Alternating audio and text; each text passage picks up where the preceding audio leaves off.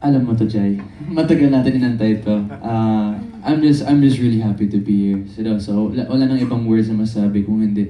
Sobrang saya ko na nagsimula na kami. Tuloy-tuloy na to. At eto pa yung mga taong makakatrabaho ko. It couldn't have been any better. Sakto rin ang timing. Perfect ang lahat. Congratulations. Salamat, Jai. Sophia.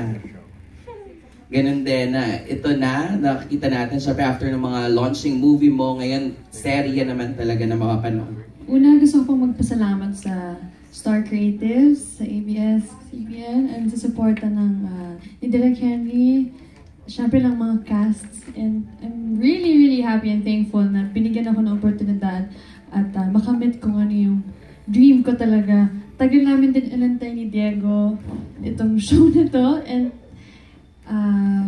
isang malaking privilege na makatrabaho silang lahat kasi nag-grow kami as baguhan, as bilang artista, mabait at madali kaming maka-adapt sa sarili namin.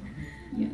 And then, so, syempre, di ba, alam natin, isa ka sa mga pinakabagong kapamilya pa rin dahil yung unang ginawa mo dito is pelikula for Star Cinema. And now, teleserye with Star Creatives naman. Ano masasabi mo na pinagkakatiwalaan ka ng management na mapasama sa mga ganito kagagandang serye and projects? Honestly po, hindi ko po in-expect na bibigyan ako ng ganitong klaseng opportunity. And alam niyo naman po na ako po ay isang bagong lipat. And I really took the risk na pumunta po dito because I wanna explore and work with mga magagaling na artista kagaya po nila.